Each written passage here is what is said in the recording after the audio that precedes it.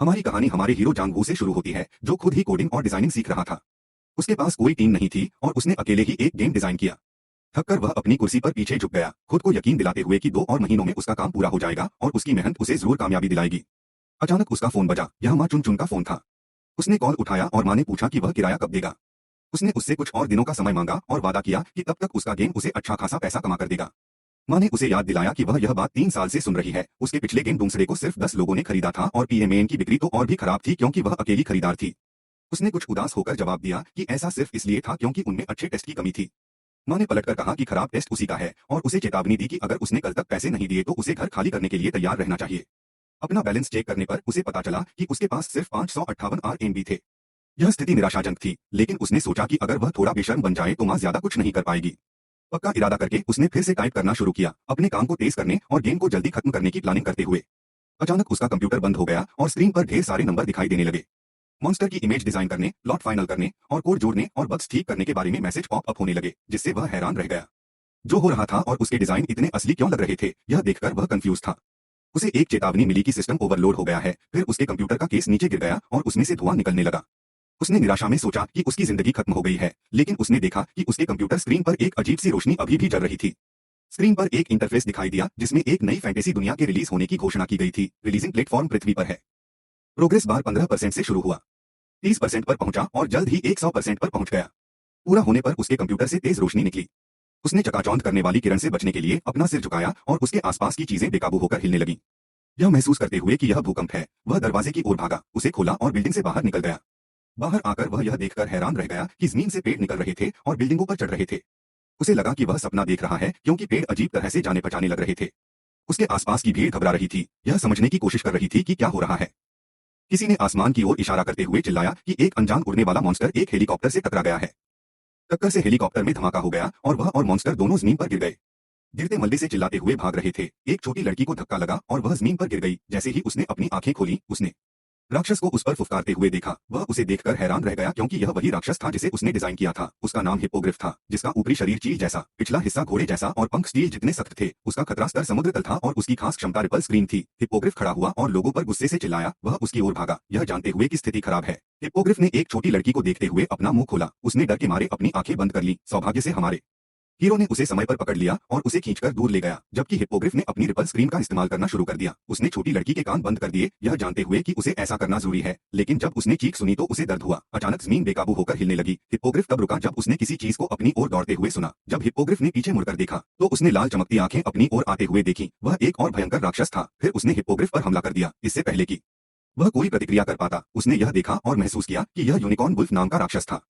यह प्रेरी का ओवरलॉर्ड था। उसका सींग नुकीला और मजबूत था, साथ ही उसका खतरा स्तर भी था और उसकी क्षमता लाइटनिंग स्ट्राइक थी। उसने धीरे धीरे अपनी आंखें बंद कर ली, यह सोचते हुए कि अब उसे किराया नहीं देना पड़ेगा। फिर वह बेहोश हो गया। बाद में जब उसने बीप की आवाज सुनी तो उसने अपनी आंखें खोली और यह देखकर हैरान रह गया कि वह एक अस्पताल में था। वह उठकर बैठ गया और उस छोटी लड़की को देखा जिसे उसने बचाया था। उसने सोचा कि क्या वे सभी चीजें जो उसने अभी देखी थीं, असली थीं। उसने अपने बिस्तर के पास रखा रिमोट उठाया और सामने टीवी चालू किया। रिपोर्टर ली उमांग ने घोषणा की कि फिलहाल पेड़ों की ऊंचाई 5000 मीटर से ज्यादा है और वे अभी पेड़ों की कमर तक ही पहुंचे थे कि कोई चीज उनकी ओर उड़ी। उसने रिपोर्टर पर हमला किया, जिससे कैमरा बंद हो गया। अगले न्यूज सेगमेंट में रिपोर्टर ने सभी को बताया कि पेशेवर पहले ही विशाल गड्ढे में 1000 मीटर नीचे उतर चुके हैं और उन्हें देखना चाहिए कि उन्होंने क्या खोजा है। कैमरे ने लाल चमकती आंखों को देखा और उसने कैमरामैन पर हमला किया, जिससे कैमरा एक बार फिर बंद हो गया।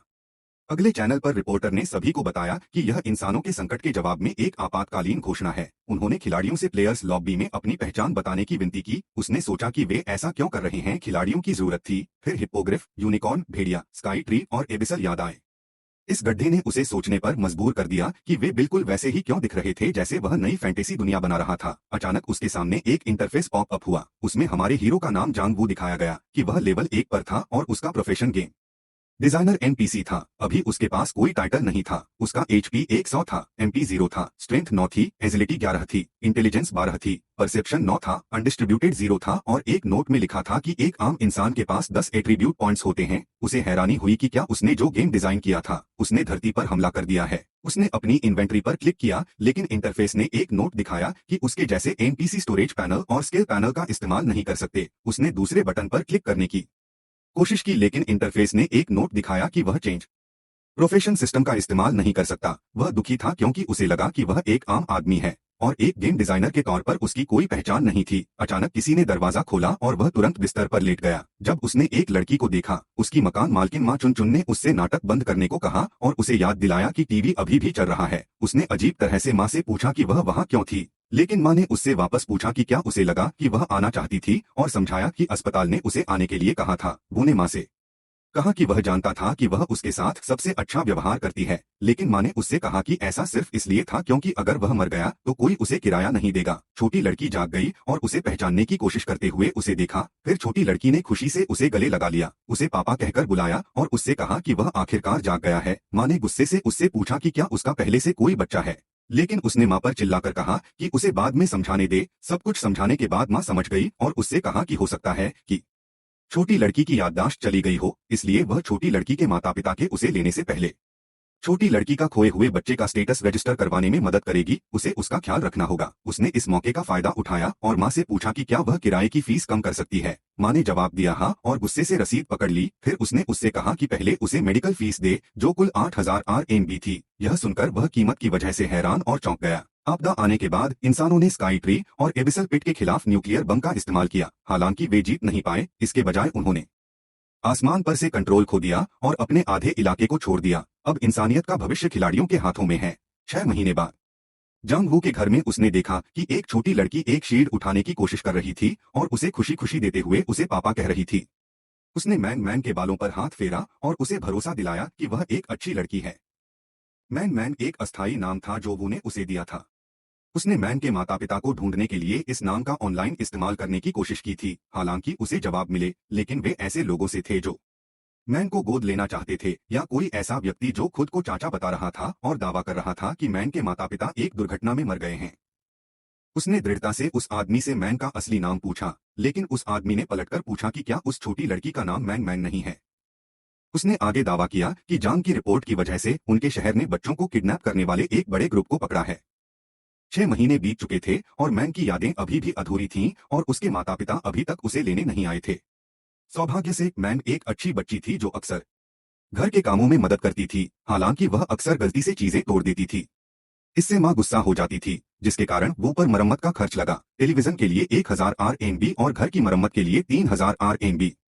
वो ने एक बार मैन को अनाथालय भेजने के बारे में सोचा था, लेकिन जब उसने रोते हुए उसे पापा कहा तो वह भावुक हो गया और उसे दिलासा देते हुए कहा कि उन्हें घर जाना चाहिए। नई फैंटेसी दुनिया में 2 मुख्य मॉन्स्टर इलाके थे, अंडरग्राउंड और जंगल। अंडरग्राउंड मॉन्स्टर काफी खतरनाक थे, जबकि जंगल के मॉन्स्टर थोड़े कमजोर थे। वो इस सिटी के पास एक घास के मैदान में पहुंचा। उसने अपना फावड़ा जमीन पर रखा और खोदना शुरू कर दिया। जब तक वह छिपे हुए मॉन्स्टर तक नहीं पहुंच गया, तब तक वह रुका नहीं। वह जीव उस पर हमला करने के लिए हवा में उछला, लेकिन वो ने अपनी शील्ड से खुद का बचाव किया। फिर उसने अपना फावड़ा कसकर पकड़ा और मॉन्स्टर पर वार किया, जिससे उस जीव का सींग टूट गया। एक नोटिफिकेशन आया जिसमें बताया गया कि उसने एक जैकलोप को मार दिया है। हालांकि एक एनपीसी होने के नाते वह जैकलोप शिकार मिशन पूरा करने के बाद एक्सपीरियंस पॉइंट हासिल नहीं कर सका। एक नोटिफिकेशन आया जिसमें बताया गया कि उसने 10,000 से ज्यादा सींग वाले जैकलोप को मार डाला है, जिससे उसे बनी स्लेयर का टाइटल मिला। थका हुआ वह जमीन पर लेट गया, इस बात से राहत महसूस करते हुए कि उसका काम आखिरकार खत्म हो गया। एक गेम डिजाइनर होने के नाते वो ने न केवल खिलाड़ियों के लिए कहानियां बनाई, बल्कि एनपीसी के लिए भी कई कहानियां बनाई।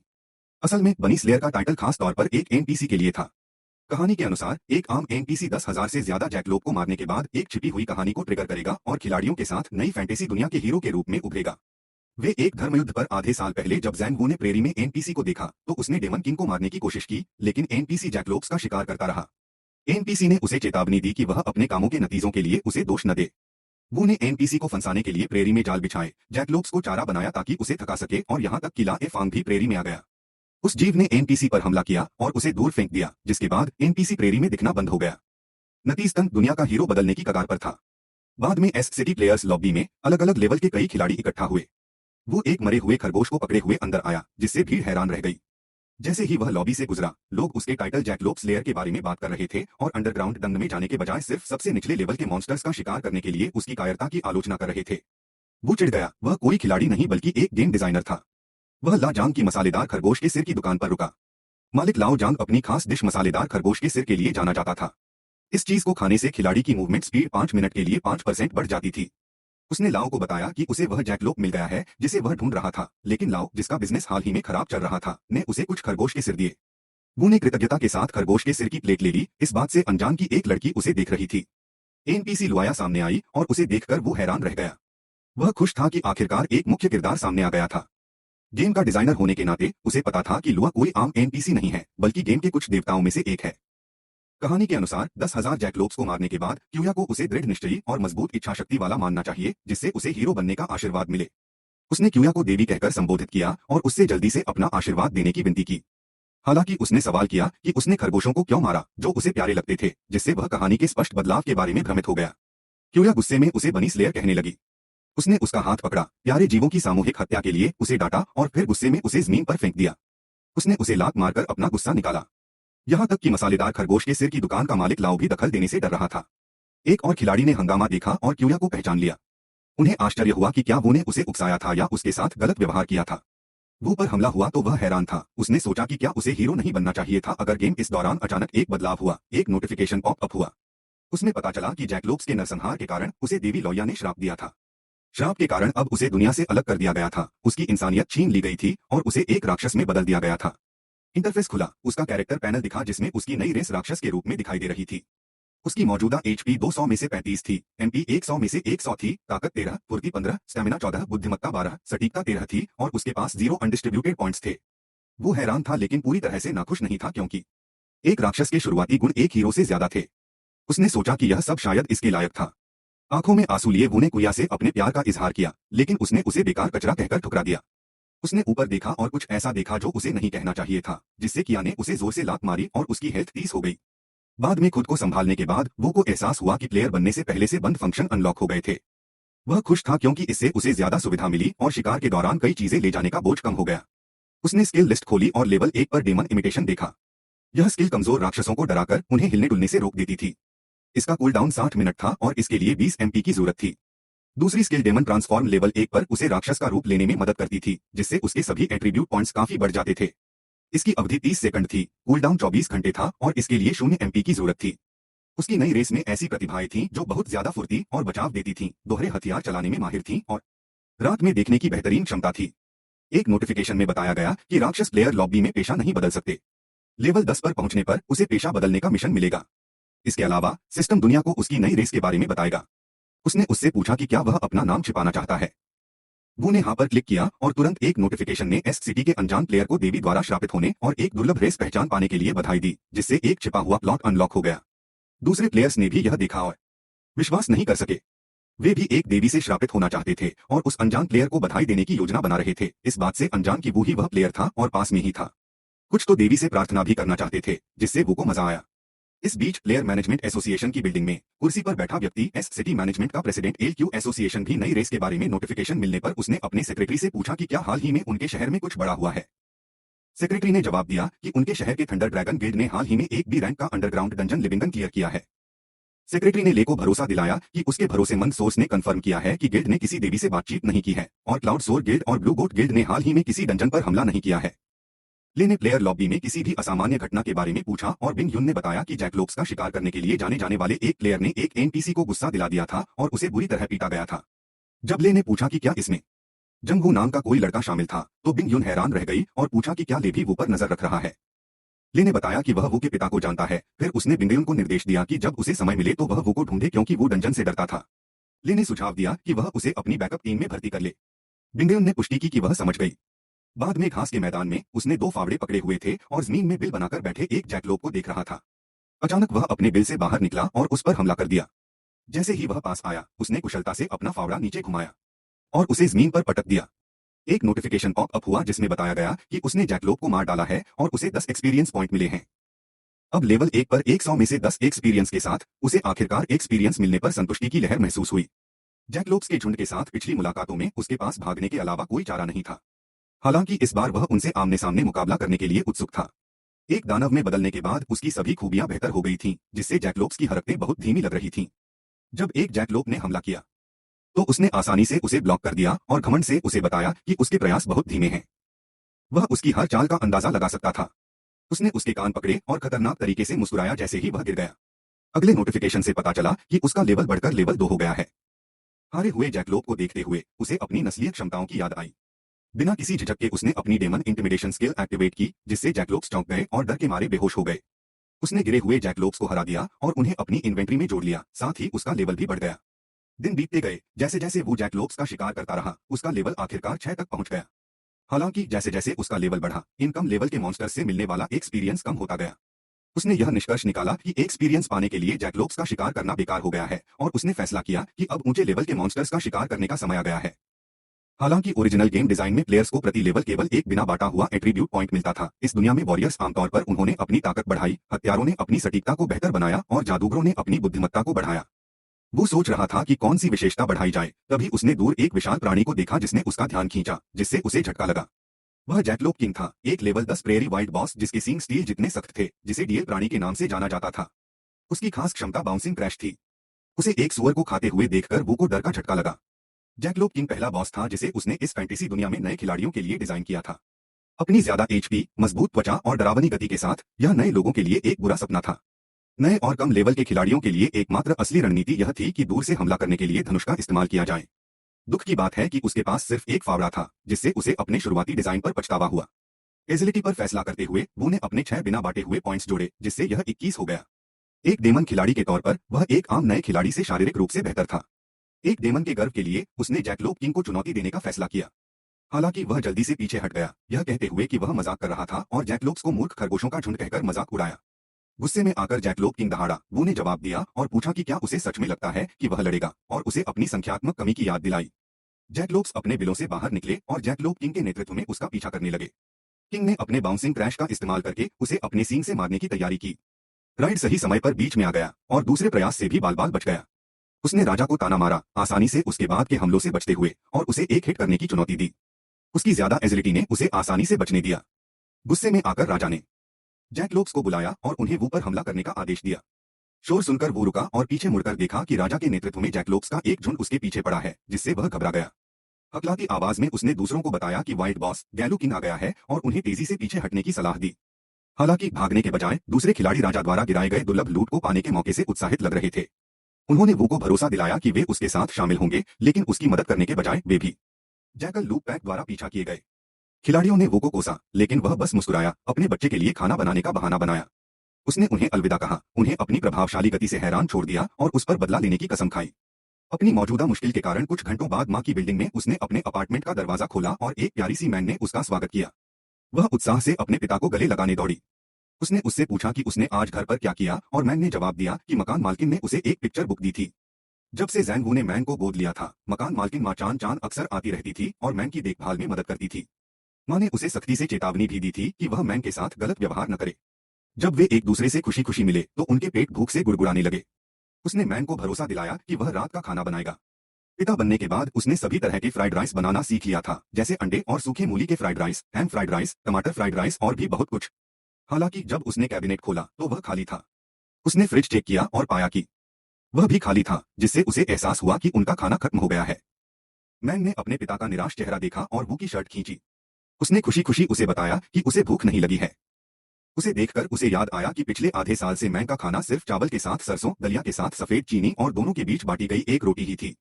उसने भारी मन से मैन से माफी मांगी, यह महसूस करते हुए कि जब से उसने उसे गोद लिया था उसने अच्छी जिंदगी नहीं जी थी। उसने पूछा कि क्या वह फ्राइड चिकन खाना चाहती है, जिस पर मैन ने उत्साह से जवाब दिया कि हाँ, लेकिन उसकी खुशी तब फीकी पड़ गई जब उसे कुछ याद आया और उसने वो से कहा कि वह अब नहीं खाना चाहती। जब वो ने पूछा कि क्यों, तो उसने समझाया कि अगर वे ज्यादा पैसे खर्च करेंगे तो वह किराया नहीं दे पाएगा।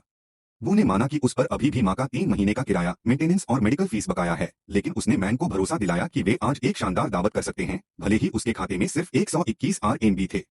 उसने मैन को भरोसा दिलाया कि उस दिन से वे गरीबी को अलविदा कह देंगे। फिर उसने 120 RMB का चिकन का एक सेट ऑर्डर किया।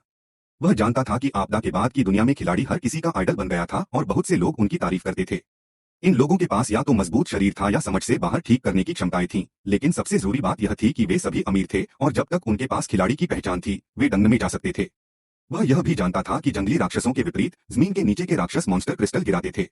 एक ई-लेवल मॉन्स्टर क्रिस्टल को 500 RMB, एक डी-लेवल क्रिस्टल को 1000 RMB और एक सी-लेवल मॉन्स्टर क्रिस्टल को 2000 RMB। इससे उसे यकीन हो गया कि एक प्लेयर बनकर वह भी जल्द ही अमीर बन सकता है।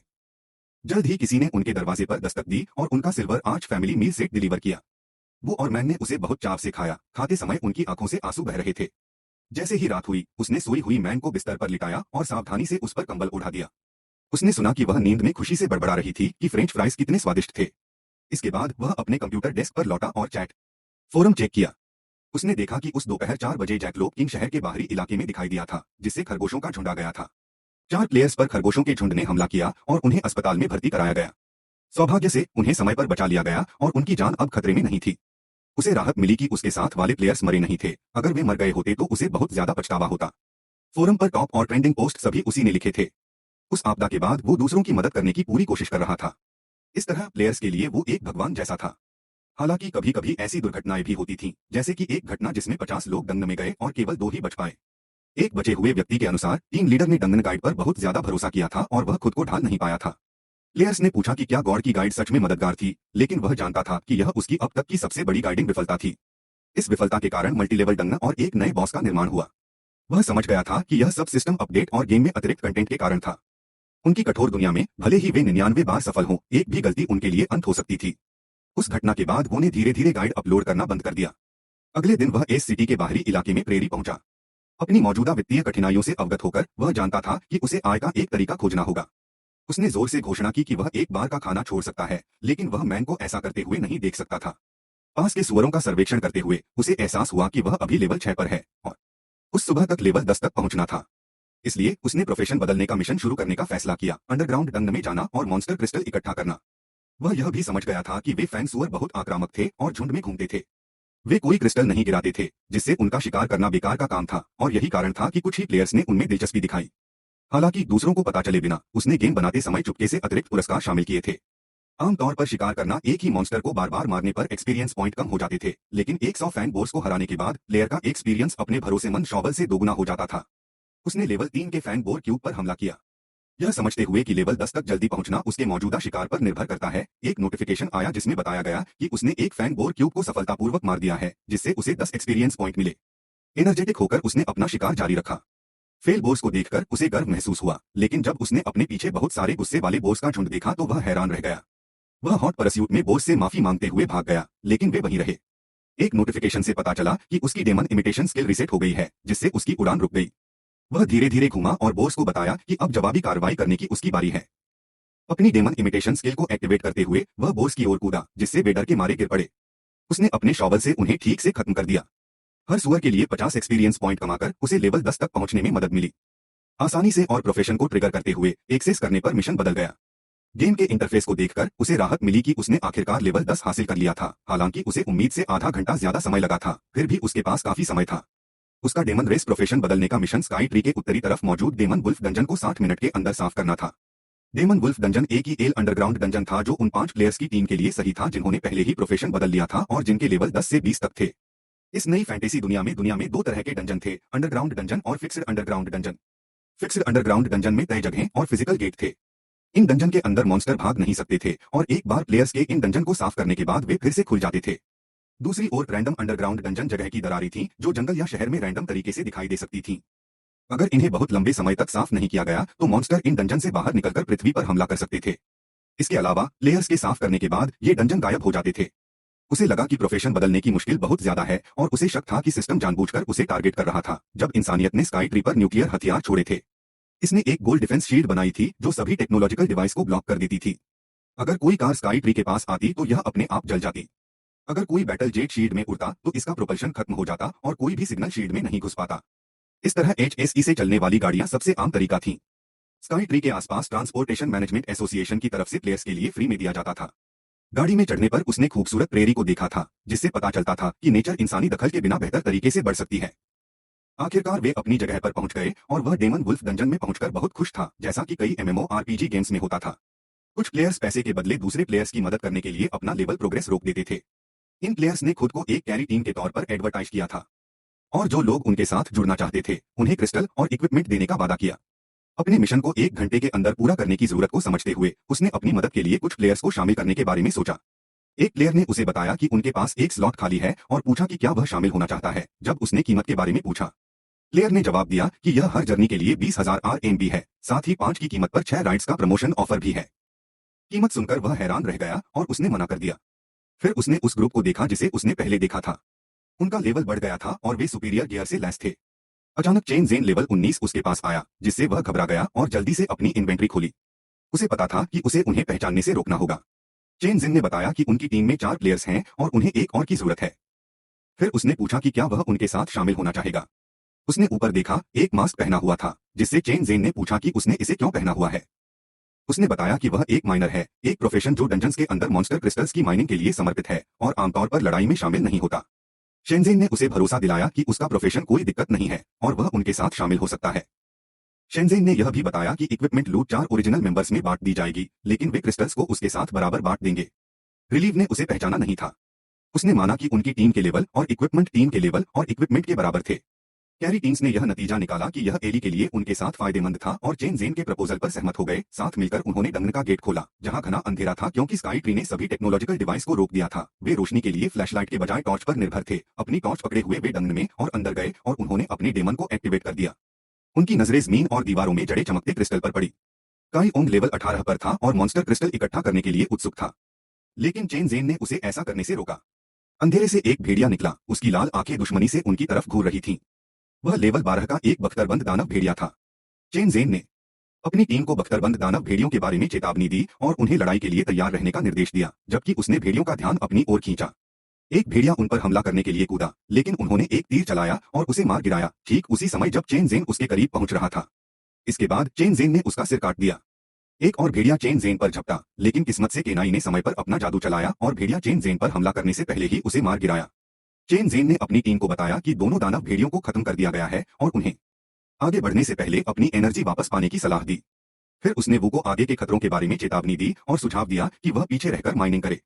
फिर चेन जेन की टीम आगे बढ़ गई, उसे यह सोचते हुए छोड़कर कि भले ही चेन जेन के ग्रुप के पास अच्छे उपकरण थे, लेकिन उनके लिए 1 घंटे के अंदर दानव भेड़िया डंजन को साफ करना असंभव था।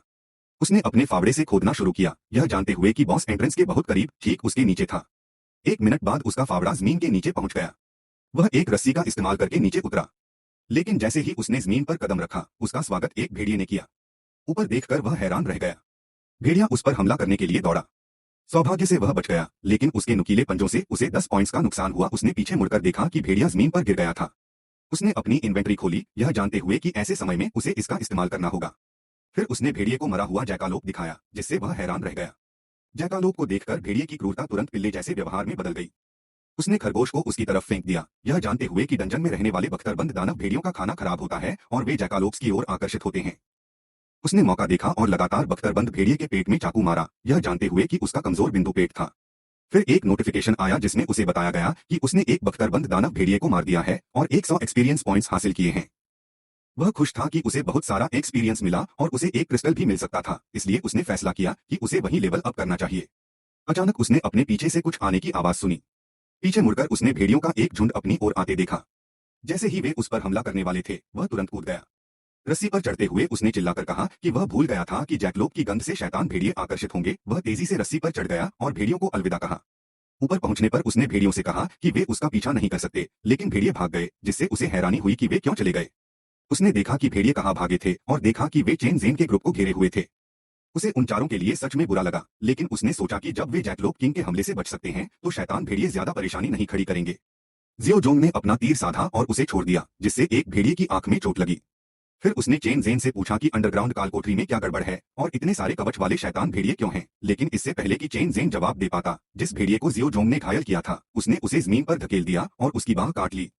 करीब से देखने पर उसने देखा कि वह गुस्से वाले मोड़ में था, जिससे उसे हैरानी हुई कि भेड़िए इस तरह क्यों व्यवहार कर रहे थे, जबकि उन्होंने उन्हें उकसाया नहीं था। चेन जेन ने जियो जोंग पर हमला करने वाले भेड़िए पर अपनी तलवार चलाई और अपने ग्रुप से कहा कि वे अपने काम पर ध्यान दें और हैरान न हो। चेन जेन ने जिनयान कांग को बुलाया और उसे पहले जियो जोंग को ठीक करने का आदेश दिया, जिसका यान कांग ने तुरंत पालन किया। फिर चेन जेन की जेनाई के पास गया और उसे भेड़ियों पर विस्फोटक आग के गोले फेंकने का आदेश दिया। युन कांग को हैरानी हुई कि क्या उन पर कोई श्राप था। कुछ समय पहले ही वे जैकलोप किंग की वजह से अस्पताल में भर्ती थे और अभी अभी डिस्चार्ज हुए थे, लेकिन ईएल कालकोठरी में फिर से अजीब घटनाएं होने लगी। जेन ने एक आग का गोला फेंका और उससे भेड़ियों पर हमला किया, लेकिन भेड़ियों ने समय रहते उसे बचा लिया और उन पर हमला करने के लिए कूद पड़े। सेनाई ने चेन जेन से कहा कि बहुत ज्यादा शैतान भेड़िए हैं और सुझाव दिया कि उन्हें पीछे हट जाना चाहिए। चेन जेन ने भेड़ियों के एक हमले को रोका और अपने ग्रुप से पीछे हटने और जेनाई को कवर करने के लिए चिल्लाया, जबकि वह आग के गोले फेंक रही थी। लेकिन इससे पहले कि वे पीछे हट पाते, उन्होंने एक जोरदार गुर्राहट सुनी और जब उन्होंने ऊपर देखा तो उन्होंने एक विशाल भेड़िया देखा जो उन्हें घूर रहा था। दूसरे भेड़ियों ने उन्हें घेर लिया और उन्हें बीच में फंसा लिया। युन कांग ने डरते हुए अपनी टीम से कहा कि वे बर्बाद हो गए हैं और जियो जोंग ने अपनी टीम से पूछा कि क्या वह विशाल भेड़िया दूसरे फ्लोर के गेटकीपर का शैतान भेड़िया लीडर है और वह पहले फ्लोर पर क्यों आया है। दूसरी ओर वो आराम से जमीन खोद रहा था। वह खुश था क्योंकि बॉस का कमरा ठीक उसके नीचे था, लेकिन जब उसने पहले फ्लोर से एक जोरदार गुर्राहट सुनी तो वह रुक गया। उसने सोचा कि वे चारों उनमें से कुछ के पास अच्छे उपकरण थे और वे ठीक होंगे, लेकिन उसने देखने का फैसला किया क्योंकि वह जानता था कि मिशन इंतजार कर सकता है, लेकिन अगर चेन जेन का ग्रुप मर गया तो बुरा होगा। उसे याद आया कि उसने एक बार लगभग उनकी मौत का कारण बन गया था। वह चुपचाप उस तरफ गया जहां से गुर्राहट आ रही थी और देखा कि चेन जेन का ग्रुप भेड़ियों से घिरा हुआ था। उसने डेमन वुल्फ लीडर को दूर ले जाकर उनकी मदद करने का प्लान बनाया, यह सोचकर कि वे बचे हुए बख्तरबंद डेमन भेड़ियों से निपट लेंगे। अचानक उनमें से एक तेज लाल रोशनी चमकी, जिससे वह सोचने लगा कि यह क्या है। जेनजेन ने एक हथियार दिखाया जो तेजी से चमक रहा था, एक आर्टिफैक्ट जिसे fire lizards madness flame dagger के नाम से जाना जाता है। यह आर्टिफैक्ट इस्तेमाल करने वाले को आग की लपटों से घेर लेता है। इसके असर से डिफेंस, अटैक और रिकवरी रेट 50% बढ़ जाता है और 60 मिनट तक रहता है, लेकिन यह सिर्फ लेवल 20 से नीचे के खिलाड़ियों के लिए उपलब्ध है। हम जानते हैं कि यह एक दुर्लभ आइटम है जो अंडरग्राउंड डंग बॉस से मिलता है, जो आमतौर पर एक बार इस्तेमाल के बाद गायब हो जाता है। सियो जोंग ने चेन जेन को बताया कि उन्होंने इस पर आधे साल की बचत खर्च कर दी थी। यान कांग ने बताया कि अगर दूसरों को पता चला कि उन्होंने इलेवल डंग में डिलेवल आर्टिफैक्ट इस्तेमाल किया है तो उनका बेरहमी से मजाक उड़ाया जाएगा। हालांकि चेन जेन ने जवाब दिया कि उन्हें तब तक इंतजार करना चाहिए जब तक वे इस मुश्किल से बच न जाएं, ताकि इस पर आगे बात की जा सके। दूर से वो ने माना कि उन्हें उसकी मदद की जरूरत नहीं है। वह जानता था कि डी-लेवल आर्टिफैक्ट नीलामी घर में कम से कम 500,000 में बिक सकता है, फिर भी इसे इमरजेंसी के लिए रखा गया था। चेन जिन का ग्रुप इलेवल डंगन में डी-लेवल आर्टिफैक्ट इस्तेमाल करने वाला पहला ग्रुप था। अपने मिशन का काउंटडाउन चेक करते हुए वो ने देखा कि सिर्फ आधा घंटा बचा है। उसे तेजी से आगे बढ़ना था। 1 मिनट बाद उसने आखिरी अंडरग्राउंड रास्ता खोदना खत्म कर लिया था और सावधानी से नीचे उतरा। डेमन वुल्फ डंग बॉस के कमरे में पहुंचा। उसने अपने दुश्मनों का जायजा लिया। पहला मॉन्स्टर 2 सिर वाला भेड़िया थॉर्स, एक लेवल 20 डेमन वुल्फ डंग एलीट था जो अपनी बहुत ज्यादा क्रूरता के लिए जाना जाता था। यह एक ई लेवल प्राणी था जिसकी एक खास क्षमता थी जिसे टियर के नाम से जाना जाता था। दूसरा प्राणी बॉस मॉन्स्टर जिसका नाम हाफ बीस्टमैन लूका था, एक लेवल 25 का था जिसके पास 2000 एचपी थी। एक बार एक हाफ बीस्टमैन सरदार लूका भ्रष्ट हो गया था और उसने डेमन वुल्फ डंग बॉस की भूमिका ले ली थी, एक डी रैंक इकाई के रूप में। उसका पसंदीदा हथियार एक बड़ी कुल्हाड़ी थी। इस नई फैंटेसी दुनिया की खोज को और ज्यादा रोमांचक बनाने की कोशिश में वो ने पूरे गेम में चेक पॉइंट और ईस्टर अंडे बिखेर दिए थे। एक महत्वपूर्ण डेमन वुल्फ डंग में ईस्टर एग ने खिलाड़ियों को सामान्य रास्ते से बिना लड़ाई किए बॉस रूम तक पहुंचने दिया। खिलाड़ी आमतौर पर सिर्फ बॉस रूम के दरवाजे तक पहुंच पाते थे, लेकिन वो ने बॉस को जगाने से बचने के लिए सीधे बॉस रूम में एक छेद खोद दिया था। उसने अपनी इन्वेंटरी खोली और एक भुना हुआ सुअर पाया। उसे नींद लाने वाले मशरूम, असरदार नींद की गोलियों और शराब के साथ मिलाकर उसने एक पक्की नींद की दवा बनाई। भुने हुए सुअर को धीरे धीरे और जानबूझकर वह सोए हुए 2 सिर वाले भेड़िए के पास पहुंचा। उसने उसे भेड़िए के पास रखा और तेजी से पीछे हट गया। वो की हरकत से जागा हुआ भेड़िया भुने हुए सुअर को देखकर हैरान रह गया। उसका एक सिर लालच से खाने पर टूट पड़ा, जिससे दूसरा सिर गुस्सा हो गया और उसने अपने दूसरे सिर को काट लिया। जब दोनों सिर आपस में लड़ रहे थे तो वो सोच रहा था कि क्या उसे 2 भुने हुए सुअर लाने चाहिए थे। वह चुपचाप प्रार्थना कर रहा था कि यह शोर शराबा बॉस को न जगा दे। उसे नींद की दवा के असर के जल्द शुरू होने का अंदाजा था। कुछ तनाव भरे मिनटों के बाद 2 सिर वाला भेड़िया गिर गया, जिससे पता चला कि पक्की नींद की दवा भुने हुए सुअर ने असर कर दिया था। वो चुपचाप आधे जानवर लूका के पास पहुंचा, यह जानते हुए कि भेड़िए की तुलना में उसकी शारीरिक शक्ति कम होने के बावजूद वह अपनी बड़ी कुल्हाड़ी और बवंडर डांस स्किल से कंट्रोल बनाए रखता था। आधे जानवर की बड़ी कुल्हाड़ी नाम के हथियार की अटैक पावर रेंज 35 से 50 थी। इसकी खास क्षमता 30 मिनट के कूलडाउन पीरियड के साथ बवंडर डांस स्लैश थी। यह कलाकृति बीस्टमैन जनजाति की एक कीमती विरासत बीस्टमैन सरदार की होनी थी, लेकिन भ्रष्ट होने के बाद लूका ने इसे चुरा लिया था और इसे जनजाति के इलाके से हटा दिया था। हथियार के लिए इस्तेमाल का लेवल 25 चाहिए था। यह जानकर कि उसने यह जरूरत लेवल 25 पर रखी थी, वो कुल्हाड़ी की ओर रेंगते हुए खुद को मुक्का मारने के बारे में बड़बड़ा रहा था। हालांकि जैसे ही बॉस जागा वह जम गया। उसने तेजी से कुल्हाड़ी को अपनी इन्वेंटरी में रख लिया। बॉस ने अपनी मुट्ठियां तैयार की, वो पर निशाना साधा, जो चकमा देने में कामयाब रहा। फिर भी टक्कर से हुए मलबे से उसे 20 एचपी का नुकसान हुआ। असरदार हमले से सावधान होकर वो को एहसास हुआ कि अगर सीधा हमला होता तो उसकी आधी एचपी खत्म हो सकती थी। जैसे ही बॉस ने फिर से हमला किया, वो ने चकमा दिया और फिर अपने बफ्स को रिफिल करने के लिए ब्रेक मांगते हुए तेजी से भागा। उसने अपनी इन्वेंटरी खोली, अपनी स्पीड को 5 मिनट के लिए 5% बढ़ाने के लिए लाओ जांग का मसालेदार खरगोश का सिर खाया, फिर अपना बनी स्लेयर टाइटल स्किल एक्टिवेट किया, जिससे उसकी बरसेक ताकत 10 मिनट के लिए 10% बढ़ गई। फावड़े लहराते हुए वह बॉस का सामना करने के लिए मुड़ा और घोषणा की कि पीछा खत्म हो गया है। जैसे ही गुस्से वाला बॉस पास आया, एक नोटिफिकेशन पॉप अप हुआ, जिसमें बताया गया कि मिशन पूरा करने के लिए सिर्फ 14 मिनट बचे हैं, यह समझते हुए कि अब एक्शन का समय आ गया है। वो हमले के लिए तैयार था। वे एक दूसरे के सामने थे, जबकि 2 सिर वाला भेड़िया बगल में शांति से सो रहा था। उस जीव ने उस पर हमला करने के लिए मुक्का मारा, लेकिन उसने अपनी फावड़े के सिर से उसे रोक दिया। अपने फावड़े को कसकर पकड़कर उसने उस जीव पर वार किया, जिससे 15 पॉइंट का नुकसान हुआ। उसे जल्दी ही एहसास हुआ कि किए गए नुकसान का कोई असर नहीं हुआ। राक्षस को हराने के लिए उसे उसी ताकत के 200 वार करने होंगे। एक टीम के लिए यह काम मुश्किल नहीं होता। अगर कोई ऐसा योद्धा होता जो बॉस के हमलों को झेल सके और उसे उकसा सके, तो दूसरे सदस्य लगातार हमला कर सकते थे, लेकिन उस समय वह अकेला था और उसके पास बॉस को उकसाने का समय नहीं था। जानवर ने जमीन से एक बड़ा पत्थर उठाया और उस पर फेंक दिया। वह उसे चकमा नहीं दे सका, पत्थर बहुत तेज था। वह उसे लगा और उसे 60 पॉइंट का नुकसान हुआ। दीवार के सहारे झुककर वह हैरान था कि बॉस के पास फेंकने का कौशल था। ऐसा लग रहा था कि सिस्टम ने जानवर को बदल दिया था। यह वह बॉस नहीं था जिससे वह परिचित था। उस जीव ने 2 सिर वाले भेड़िए की चेन पकड़ ली, जिससे उसे हैरानी हुई कि उसने अचानक उस पर हमला करना क्यों बंद कर दिया। आधे जानवर लूका ने भेड़िए को बार बार थप्पड़ मारा, जिससे वह हैरान रह गया। उसने इंटरफेस खोला और बॉस की कायरता के लिए उसे डांटा। वह अकेले उससे लड़ रहा था, फिर भी वह मदद के लिए अपने साथी को बुलाना चाहता था। अपने बचे हुए पॉइंट देखकर उसे पता था कि वह उसे 2 सिर वाले भेड़िए को जगाने नहीं दे सकता, लेकिन अगर वह अपने सभी बचे हुए पॉइंट ताकत में लगा देता तो भी ज्यादा मदद नहीं मिलती। फिर भी उसे जिंदा रहना था, इसलिए उसने सब कुछ दांव पर लगा दिया और अपने बचे हुए स्टैट्स फुर्ती में लगा दिए। उसने सोचा कि शायद वह इस समय सबसे फुर्तीला लेवल 10 का खिलाड़ी है। वह बॉस की ओर भागा और अपने 2 फावड़ों से उस पर वार किया, जिससे 18 और 20 पॉइंट का नुकसान हुआ। जानवर गुस्से से गुर्राया और अपने नुकीले पंजों से उस पर हमला किया। उसने हमले से बचने के लिए हवा में कलाबाजी खाई। इस प्रक्रिया में मशाल बुझ गई। जमीन पर उतरकर उसने घबराए हुए बॉस से कहा कि यह एक झूठा हमला था। उसकी असली योजना मशालों को बुझाना था, क्योंकि अंधेरे में उसकी शैतानी आंखें उसे एक बड़ा फायदा देती थीं। भ्रमित और सतर्क बॉस ने अपने पीछे आंखें महसूस की और तुरंत पीछे से उसके हमले को रोकने के लिए मुड़ा। इस बात से निराश कि वह अभी भी उसके हमले को महसूस कर सकता था, वह हवा में घूमा और चिल्लाया कि लड़ाई अभी खत्म नहीं हुई है। उसने उसकी गर्दन पर वार किया और चाकू मारा, जिससे उसके कमजोर पॉइंट पर वार करके 130 पॉइंट का नुकसान हुआ। जानवर का वर्तमान एचपी 2000 में से 1817 रह गया। 2000 में उस जीव ने उस पर पलटवार किया, लेकिन वह तेजी से गायब हो गया। जैसे ही उसने चारों ओर देखा, उस पर एक फावड़ा फेंका गया। उसने उसके कमजोर पॉइंट घुटने पर वार किया, जिससे उसकी गति धीमी हो गई। मौका देखकर उसने उसके दूसरे कमजोर पॉइंट आंख पर वार किया, जिससे उसकी देखने की शक्ति कम हो गई। उसने 120 पॉइंट का डैमेज दिया। वह पीछे हट गया, जैसे ही वह जानवर जमीन पर गिर गया। अंधेरे में अपने स्टील्थ हमलों के असर के बारे में सोचते हुए वह हमला जारी रखने के लिए जीव की ओर दौड़ा, लेकिन उसने जमीन पर पड़ी चेन पकड़ ली और गुस्से में उसे घुमाया। बदकिस्मती से चेन उसके पेट में लगी और उसे जमीन पर जोर से फेंक दिया। उसे 75 पॉइंट का डैमेज हुआ, जिससे उसके पास 250 एचपी में से सिर्फ 100 एचपी बचे। दर्द से कराहते हुए उसने गुस्से में कोसते हुए अपना इन्वेंट्री खोला। उसने अपनी दवा पकड़ी, तभी जीव ने फिर से हमला किया। वह भागा। सिस्टम ने उसे चेतावनी दी कि जीव अंधेरे के हिसाब से ढल रहा है। उसने एक मिड लेवल हीलिंग पोशन पिया, जो 10 सेकंड में 100 एचपी रिकवर करने के लिए सेट था। जैसे ही उसकी रिकवरी पूरी हुई, वह दौड़ना बंद कर दिया और हमले को जारी रखने के लिए जानवर का सामना किया। वह कूदा और अपने फावड़े से उसके सिर पर मारा, फिर लगातार उसके चेहरे, कंधे, हाथ और ठोड़ी पर तब तक मारा जब तक उसकी एचपी 2,000 में से 650 तक नहीं गिर गई। अचानक उसके सामने एक नोटिफिकेशन पॉप अप हुआ, जिसमें बताया गया कि डेमन वुल्फ दंग के बॉस हाफ बीस्टमैन लूका की एचपी 1/3 रह गई है और वह बरसेर्क मोड में जा रहा है। कुछ सेकंड बाद वह बरसेर्क मोड में चला गया और एक नोटिफिकेशन पॉप अप हुआ, जिसमें उसे चेतावनी दी गई कि उसे लॉक ऑन किया जा रहा है।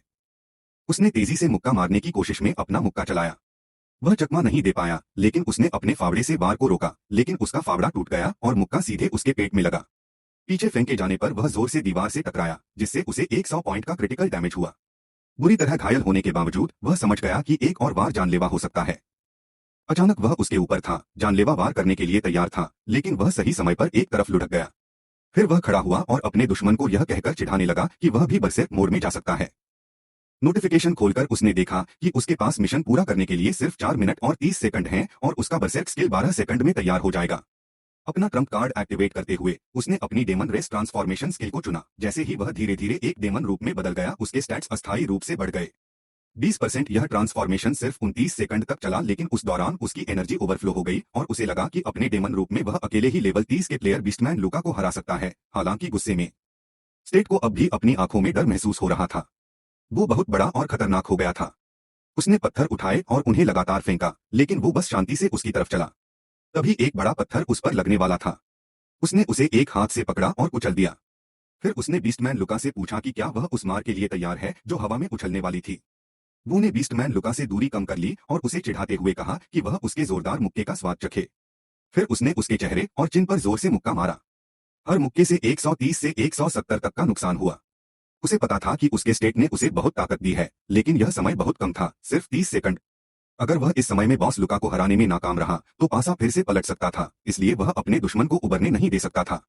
इस बीच डेमन वुल्फ दंग की पहली मंजिल पर चेन जेन और उसका ग्रुप थका हुआ पड़ा था। जियो जोंग ने अपनी जीत पर राहत जताई, जबकि जेन की आंख ने चेतावनी दी कि उसकी जादू की छड़ी टूटने वाली है। अचानक एक तेज गुर्राहट ने उन्हें हैरान कर दिया। जियो जोंग ने आवाज के बारे में पूछा और क्या अधिक समस्याएं हो सकती हैं। हालांकि जेनाई ने अनुमान लगाया कि यह संभवतः उनके नीचे एक राक्षस लड़ाई हो रही थी। चेन जेन ने अपनी टीम को आराम करने और 1 मिनट बाद सतर्क रहने का निर्देश दिया। वे बॉस रूम में आगे बढ़े, लेकिन एक अधिसूचना ने उन्हें दानव भेड़िया कालकोठरी को साफ करने और बॉस आधा बीस्टमैन लुका को खत्म करने के लिए बधाई दी। एक हैरान जेड जोंग ने अपनी टीम से पूछा कि उन्होंने इतनी आसानी से कालकोठरी को कैसे साफ कर दिया। दूसरी ओर दानव भेड़िया कालकोठरी के बॉस रूम में वो ने 3 बार स्तर बढ़ाया। अधिसूचना ने उसे दानव पेशे परिवर्तन मिशन को पूरा करने के लिए बधाई दी। वह थक गया था, लेकिन राहत मिली कि यह खत्म हो गया था। फिर उसने बॉस ड्रॉप्स की जांच करने के लिए अपनी सूची खोली। अज्ञात स्तर के प्रभाव और दुर्लभता स्तर के अजीब हार नामक एक आइटम को देखा, लेकिन उन्होंने अनुमान लगाया कि यह उच्च गुणवत्ता का था। उच्च गुणवत्ता का डी रैंक का परिपूर्ण ब्लू मैजिक क्रिस्टल और भी अधिक चमकीला था, जो किसी बहुमूल्य रत्न के समान था। इसकी उच्च कीमत को जानते हुए उसने स्वयं को और एन को एक शानदार भोजन का आनंद लेते हुए कल्पना की। मैन ने खुशी खुशी उससे कहा कि वह अपने पिता को सबसे अधिक प्यार करती है, जिससे वह सचमुच खुश हो गया। उसने अपने टूटे हुए शौक का हवाला दिया, यह महसूस करते हुए कि उसे एक मजबूत हथियार बनाने के लिए शिल्पकार खोजने की जरूरत है। उसे यकीन था कि वह अपनी सूची से हार को पकड़े हुए फावड़े का उपयोग करने का आदी हो गया था। उसने सोचा कि वह इसका मूल्यांकन क्यों नहीं कर पा रहा था और क्या खेल ने हार को जोड़ा था। अचानक उसने उस कमरे की ओर कदमों की आहट सुनी, जहां 2 मुंह वाला भेड़िया शांति से सो रहा था। हालांकि वह हिला और खड़े होने की तैयारी करते हुए अपना शरीर उठाया। वह खेल की सेटिंग को अच्छी तरह जानता था। जैसे ही पत्थर का दरवाजा खोला गया, थोर का 2 मुंह वाला भेड़िया निराश होकर जाग जेन के ग्रुप ने चारों को हैंडल किया, क्योंकि उसने पहले ही बॉस को खत्म कर दिया था। कुछ सेकंड बाद ग्रुप ने बॉस रूम का दरवाजा खोला और हैरान होकर देखा कि बॉस पहले ही हार चुका है। हालांकि उन्होंने अभी तक पत्थर का दरवाजा नहीं खोला था। जेन जी ने डंजन के रहस्यमयी और अजीब नेचर पर कमेंट किया, जिससे उनकी हैरानी और बढ़ गई।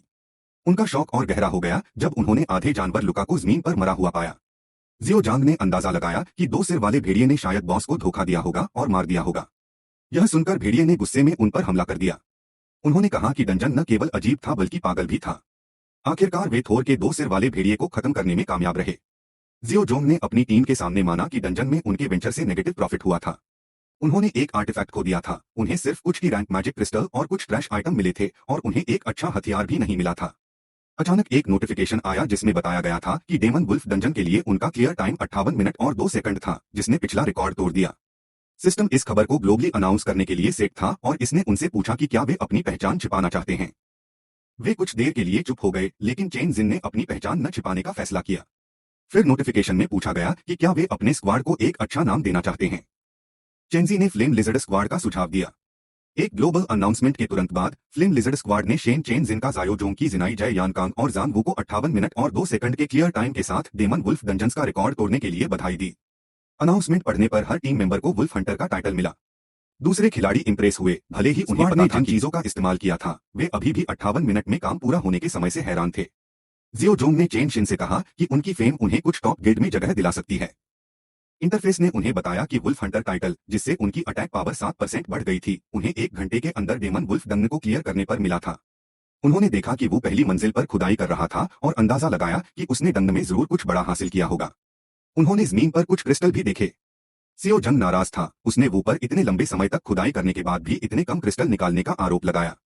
वो ने माफी मांगते हुए बताया कि उसके सारे फावड़े टूट गए थे, लेकिन जियो जंग फिर भी उसे डांटता रहा।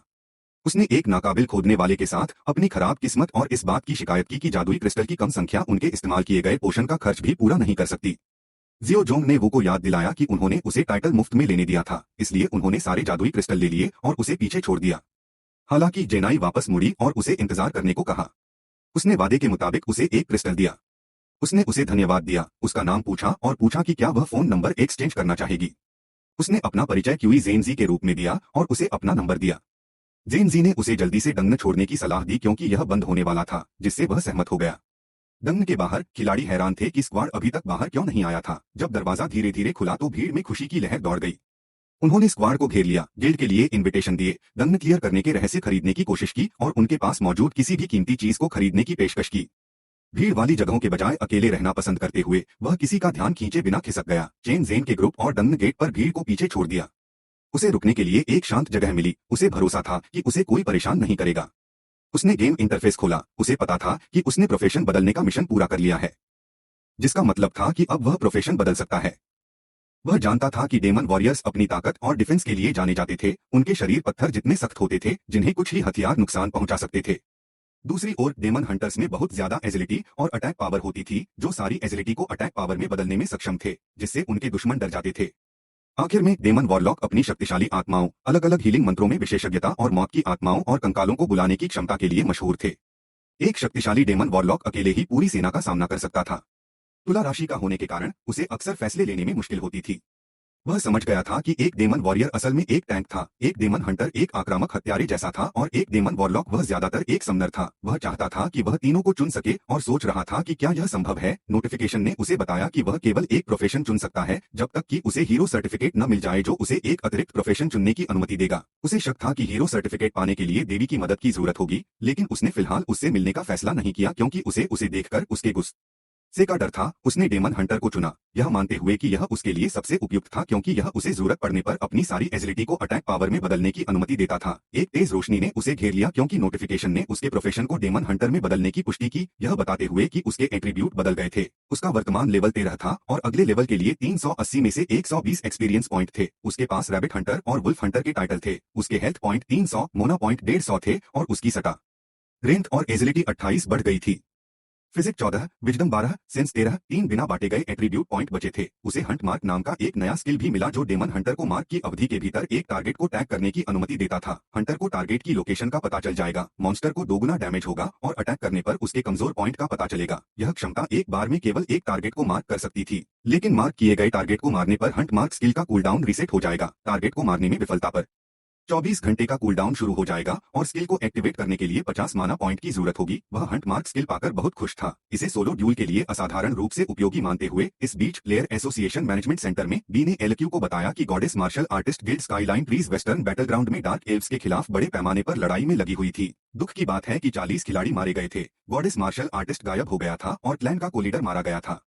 गॉडेस मार्शल आर्टिस्ट गिल्ड एक अनोखा प्रोफेशन है। यह सीधे मिलिट्री अधिकार क्षेत्र के तहत एक लड़ाई उन्मुख गिल्ड है। वे आमतौर पर डंगर रेड से बचते हैं, फ्रंट लाइन पर मॉन्स्टर से लड़ना पसंद करते हैं। जब एलक्यू ने पूछा कि इस घटना की जानकारी कितनी फैली हुई है, तो बिंगयान ने उसे आश्वासन दिया कि अराजकता और घबराहट को रोकने के लिए जानकारी को सीमित कर दिया गया था। जब बिंगयान ने बताया तो लेक्यू की चिंता और गहरी हो गई। उसे बताया गया कि एज के बड़े अधिकारी चाहते थे कि वे दूसरे प्लेयर गिल्ड को सपोर्ट के लिए फ्रंट लाइन पर भेजें। इस बीच एस शहर के बाहरी इलाके में एक आदमी एक गाड़ी में बैठकर स्काई ट्री शील्ड से गुजर रहा था। जैसे ही उन्होंने बैरियर पार किया, उसका फोन लगातार बजने लगा। फोन निकालते ही उसने देखा कि उसे सिग्नल मिल गया है और उसे मां के गुस्से वाले मैसेज दिखे। उसने एक गार्जियन के तौर पर उसकी लापरवाही के लिए उसे डांटा और बताया कि मैंग बीमार है और उसे हॉस्पिटल ले जाने की जरूरत है। बाद में एस शहर के सेंट्रल हॉस्पिटल में मां एक बीमार आदमी के बगल में सेब छील रही थी जो बेड पर आराम कर रहा था। वो दरवाजा खोलकर अंदर आया और बेचैनी से मैन की हालत के बारे में पूछा। मां ने फल वाला चाकू कसकर पकड़ते हुए उसे धीरे बोलने को कहा क्योंकि मैन अभी सो गया था। मां ने पिछले 2 दिनों से उसके ठिकाने के बारे में पूछा और बताया कि उसने मैन के तेज बुखार पर ध्यान नहीं दिया। वो ने जवाब दिया कि वह पैसे कमाने की कोशिश में बिजी था। अपनी सफलता के बारे में पूछे जाने पर उसने एक्साइटेड होकर मां को बताया कि उसने सच में कुछ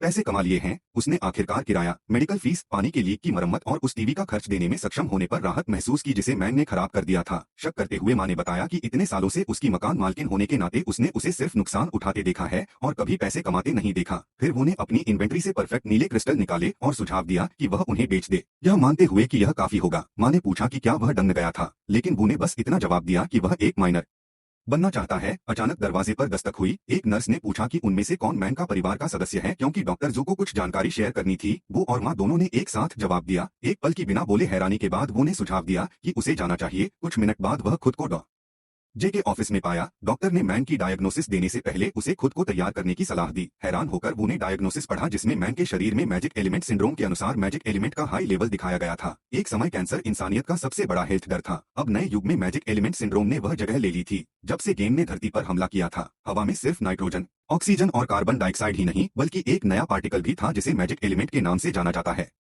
ज्यादातर लोग मैजिक एलिमेंट से अप्रभावित रहे, लेकिन कुछ लोगों के शरीर ने इसे हवा से सोख लिया जिससे मैजिक एलिमेंट जमा हो गए जिसके कई नेगेटिव असर हुए। इनमें लगातार तेज बुखार, बहुत ज्यादा नींद आना, भूख न लगना और यहाँ तक कि काले धब्बे दिखने पर डॉक्टरों ने वो को बताया कि मौजूदा दवा से सिंड्रोम ठीक नहीं हो सकता, सिर्फ बचाव वाला इलाज ही मुमकिन था। हालांकि यह देखते हुए कि मैन के शरीर में आम मरीजों के मुकाबले 10 गुना ज्यादा जादुई तत्व थे, उसे डर था कि शायद यह भी असरदार न हो। निराश होकर वो एक बेंच पर बैठ गया और मैन की बीमारी की रिपोर्ट पकड़े रहा। वह समझ गया था कि मैन का जिंदा होना ही एक चमत्कार था, लेकिन वह जानता था कि वह इतनी आसानी से हार नहीं मान सकता। उसने उस कब्रिस्तान पर छापा मारने का फैसला किया जहां लैसो के आंसू मिलने की उम्मीद थी, जो एक रैंक की चीज थी जो सभी बीमारियों को ठीक कर सकती थी। कहानियों के अनुसार रोशनी और उम्मीद की देवी के नाम पर यह अफवाह थी कि उसके आंसू किसी भी बीमारी को ठीक कर सकते हैं। ऐसी ठीक करने वाली चीज सिर्फ कब्रिस्तान में मिल सकती थी, एक ऐसी जगह जो मौत को दिखाती थी। उस डंजन का डिफिकल्टी लेवल से था। लेवल की लिमिट 10 से 30 थी और सिर्फ एक पार्टी की क्षमता थी। वह समझ गया कि वे टीम नहीं बना सकते और उन्हें अकेले ही डंजन का सामना करना होगा। ज्यादातर खिलाड़ी डंजन को पार नहीं कर पाते, लेकिन उसे भरोसा था कि अब वह कमजोर नहीं रहा जो सिर्फ हॉर्न खरगोशों को हरा सके। वह मैन के कमरे में लौटा और माँ ने चिंता से उससे डॉक्टर की बीमारी की रिपोर्ट के बारे में पूछा और क्या मैन ठीक है। उसने बताया कि यह सिर्फ सामान्य बुखार है, लेकिन डॉक्टर ने कहा कि मेडिकल फीस के लिए पैसे काफी नहीं हैं और इसलिए उसे और पैसे देने होंगे। गुस्से में माँ ने बहस की कि वे पहले ही उस सुबह $3000 दे चुके हैं। उसने सवाल किया कि क्या उन्होंने एक दिन से भी कम समय में अपने सारे पैसे खत्म कर दिए हैं। ला ने उसे भरोसा दिलाया कि अगर पैसे की तंगी है तो किराया तब तक इंतजार कर सकता है जब तक मैन ठीक न हो जाए। जब वो रोने लगा तो उसने माँ की दयालुता को माना, फिर भी माँ ने जवाब दिया कि अगर मैन न होता तो वह उसे बहुत पहले ही निकाल देती। उसे डांटते हुए उसने उसकी पीठ पर थपथपाया और बताया कि वह गंदगी से सना हुआ है। उसने जोर दिया कि वह उसे न छुए और जल्दी से जाकर साफ हो जाए क्योंकि वह रात भर मैन की देखभाल करने वाली थी। उसे एहसास हुआ कि वह डेमन वुल्फ डंजन में गड्ढे खोदने से धूल और रेत से सना हुआ था, जहां उसने बॉस से भी लड़ाई की थी। नतीजतन उसका पूरा शरीर चोटिल और गंदा था। माँ की सलाह मानते हुए उसने कहा कि वह पहले नहाएगा, हालांकि माँ ने धैर्य से उसे बाद में जाने को कहा। नहाते समय उसे एहसास हुआ कि डेमन रेस में शामिल होने के बाद उसका शरीर बदल गया था। उसमें चीजों को नष्ट करने की जबरदस्त इच्छा पैदा हो गई थी। हालांकि वह सिर्फ लेवल 13 का था, उसके गुण ज्यादातर लेवल 20 वालों से ज्यादा थे। हंट मार्क स्किल का इस्तेमाल करने वाले खिलाड़ी बिना किसी चिंता के अकेले ही डी रैंक का डंजन पूरा कर सकते थे, लेकिन उसे पता था कि रैंक वाले डंजन को अकेले पूरा करना मुश्किल होगा, इसलिए उसे अपनी पूरी लड़ाई की क्षमता को बढ़ाना था। सोचने के बाद वह बाहर निकला।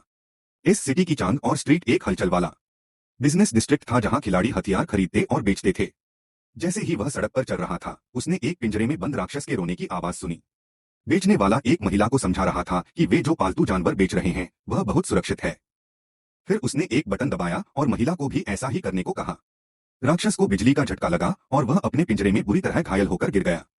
बेचने वाले ने महिला को भरोसा दिलाया कि इलेक्ट्रिक कॉलर के अलावा उन्होंने लोगों को काटने से रोकने के लिए उसके सभी नुकीले दांत निकाल दिए हैं।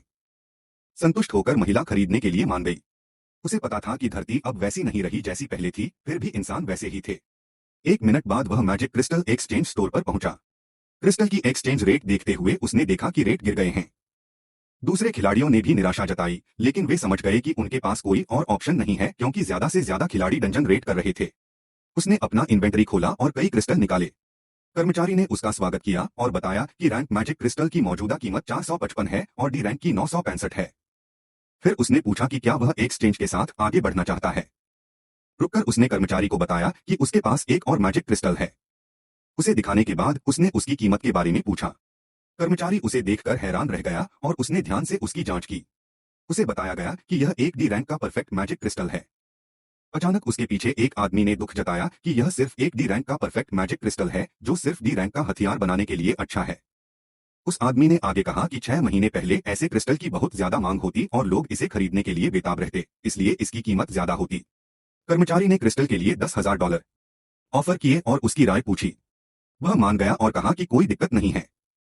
कर्मचारी ने उसके बिजनेस के लिए उसे धन्यवाद दिया और उसे भरोसा दिलाया कि टैक्स काटने के बाद पेमेंट तुरंत ट्रांसफर कर दिया जाएगा। उसके अकाउंट में कुल 133,200 जमा हुए। बाद में वह लाकाओं के हथियार स्टोर पर गया। उसने चारों ओर देखा और $55,000 की कीमत वाली विंड फ्रॉस्ट की लंबी तलवार और $95,000 की कीमत वाली वाटर क्रिस्टल डैगर देखी। वह दुकान से बाहर निकला और जोर जोर से उसकी आलोचना करने लगा कि उसमें एलीट सामान नहीं है, लेकिन असलियत यह थी कि वह उसे खरीद नहीं सकता था। सड़क पर चलते हुए उसने चमकते हुए ब्लेड पड़े हुए देखे। जमीन पर उसने उन्हें उठाया और पहचान लिया कि ये बाल्डर की शापित तलवारें हैं, जिनकी अटैक पावर 1445 थी। यह एक डी रैंक का हथियार था जिस पर कोई लेवल की पाबंदी नहीं थी। यह डेथ स्पिरिट्स पर एक्स्ट्रा डैमेज कर सकता था और हथियार की अटैक पावर को ज्यादा से ज्यादा 20 स्टैक तक बढ़ाने के लिए डेथ सोल्स को सोख सकता था। जो इंसान इस हथियार को चलाता उसकी 10% एचपी कम हो जाती। यह तलवार असल में रोशनी के देवता बल्बस की थी, जिसे डिवाइन लैंड के आसपास पाए जाने वाले एक तरह के पैरासाइट पेड़ों की शाखाओं से बनाया गया था। जब देवताओं ने बाल्डर को धोखा दिया तो उसका हथियार शापित हो गया। तलवार के 3 असर देखकर वह हैरान रह गया और उसने बेचने वाले से कीमत पूछी। बेचने वाले ने 155,000 बताए। उसने कहा कि यह हथियार इंसानों के लिए सही नहीं है और पूछा कि क्या कीमत बहुत ज्यादा नहीं है, लेकिन बेचने वाले ने जवाब दिया कि यह भी रैंक का हथियार है और अगर उसे यह नहीं चाहिए तो वह जा सकता है। फिर उसने अपनी इन्वेंट्री से एक बड़ी कुल्हाड़ी निकाली और बेचने वाले से पूछा कि क्या वह ट्रेड करने पर सोचेगा। बेचने वाले ने बड़ी तलवार पकड़ी और देखा कि उसकी कुल्हाड़ी सिर्फ डी रैंक की थी, फिर भी बेचने वाला ट्रेड के लिए मान गया, यह मानते हुए कि वह कई दिनों से तलवार बेचने की कोशिश कर रहा था। जब वह चला गया तो बेचने वाला अपनी जीत पर हंसा, यह सोचकर कि उसने एक शानदार डील की है। किसे पता था कि अगर बेचने वाले को पता चलता कि वह इंसान नहीं है तो शायद वह बेहोश हो जाता। फिर भी बेचने वाले को लगा कि उसने बहुत पैसा कमाया है और कुल्हाड़ी को एक अच्छा सौदा माना। बाद में वह हॉस्पिटल पहुंचा और उसने मांग और मां को सोते हुए पाया। उसने धीरे से मां को एक कंबल ओढ़ाया और नर्स स्टेशन की ओर चला गया। उसने नर्स से रूम 27 को वीआईपी स्वीट में अपग्रेड करने का रिक्वेस्ट किया। तो दोस्तों, यह वीडियो का एंड है। गॉडली एक्सप्लेन को सब्सक्राइब करें। अगर आपको यह वीडियो पसंद आया तो कमेंट सेक्शन में पार्ट 2 कमेंट करें। साथ ही चैनल को सब्सक्राइब करें, बेल आइकन दबाएं और वीडियो को लाइक करें। देखने के लिए धन्यवाद और अगली बार फिर मिलेंगे।